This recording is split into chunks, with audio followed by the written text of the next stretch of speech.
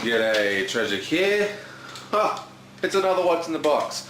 So what's going on? Why is there nothing going on with the channel? Well, when I got my new computer that you guys were waiting for, and me as well obviously, I also bought a fancy new mic, a Yeti,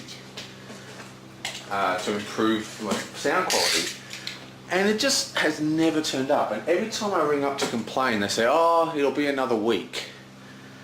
So I just keep putting off the videos, waiting for this fancy new mic, which never comes.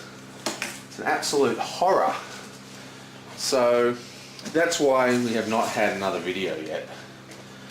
So I will be doing more videos. I'm just going to give up on the idea of waiting for this mythical, whatever you call it, mic that just never seems to turn up. And we'll start seeing actual videos happening real soon. Okay, so meanwhile, what have we got going on here? Let's get out of this. Firstly, Guns of Gettysburg. This is the 150th anniversary edition. Not the 150th anniversary of the game of, I guess, Gettysburg War. I'm not really up on my American history. I mean, I know a few things, like I know who the founding fathers are. Do I? I think I do. And, you know, small things like that. What do I do with my knife? Well, I can't even find my knife. Oh, we'll just use this. Now, this, I've been kind of on a wargaming bent recently, as you can imagine, just from some of the games I've been unwrapping. Now, this is the one that got me back into wargames. I saw, I'll put his link into his channel somewhere. I'll put it, you know, here. Click on this link. Anyway, he did this really good overview of Guns of Gettysburg, as well as Napoleon game and stuff. And I was very impressed with it. It's a block warfare game. It uses these cool scrabbled kind of tiles that you can hide your things on. I mean, it is a war game, so it has quite a complicated rule set. It uses a paper map. Very nice, beautiful paper map. And lots of stickers. It is a war game. And quite an advanced rule set. It does have a board map as well. I don't know whether they're different.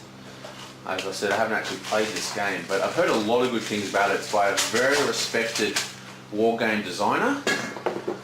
And yeah, very cool. Now, Mercury Games make some really amazing games, but this designer especially, Mr. Simmons, is kind of like one of the top wargame designers as far as I know. I mean, I'm not hugely into the wargaming scene, but Guns of Gettysburg, woohoo! Kemet.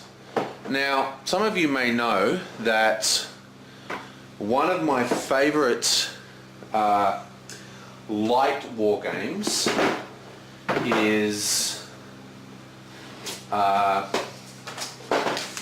of the Old World, and that's a 4-player game, and there is a 5-player variant of that game which uses, there's a 5-player variant, let's get those grapes out of the way. It's a 5-player variant of that game that uses the Horned Rat expansion. But I usually play Cyclades for if I've got that many players.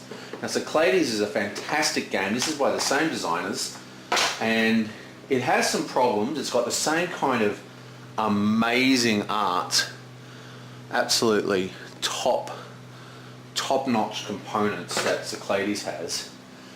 It has all these little tiles. Now, there's a slight problem with this game is as you buy as you get these tiles, they all give you abilities and stuff for your monsters and stuff.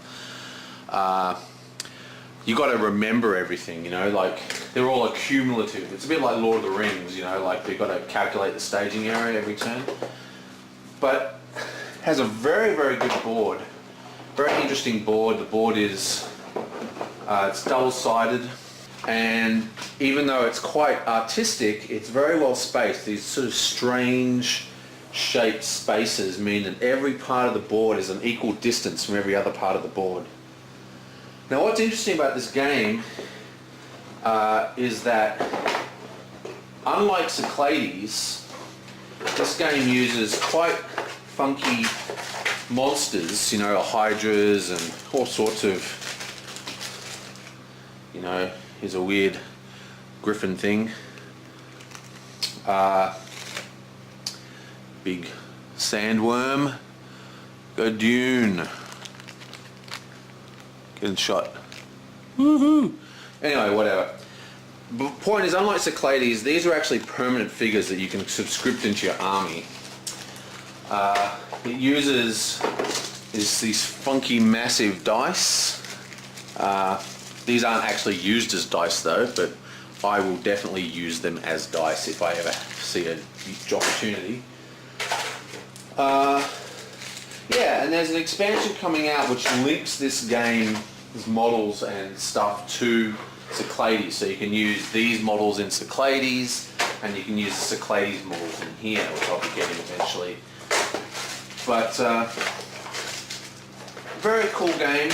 Been on my wish list for a while, so I finally picked it up. Woohoo!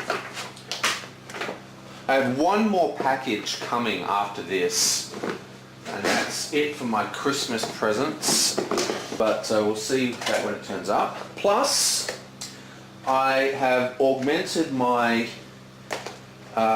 X-Wing game with some ships. Now what we have here, we have 2 A-Wings and we have 2 TIE Interceptors. Now I don't know how this was in America, but these were quite hard to get for a long time until the reprint. And yeah, so not a lot to say here. We all know what X-Wing is. 2 extra duties. Another Netrunner. Oh, it's really hard to do this from this angle. Another Netrunner pack. This is Second Thoughts. I do not even know what's in this. I've been so out of the card game scene, I have not even seen the spoilers for this. I have no idea what's in this one. And the latest Pathfinder Rise of the Rune Lords box, plus a new Blessing promo card. Blessing. A blessing is a promo. Please. Like I need another blessing. So I got a nice little new Blessing promo. But that's really cool. New armor, new monsters, new everything. I'll go through this stuff. Now I have been meaning to do videos. It's just like I said, I just kept waiting for this. In fact, I'm going to call the company right after I do this video while I'm uploading it to the computer, and we'll see what's going on. But yeah, so well, that's what's in the box.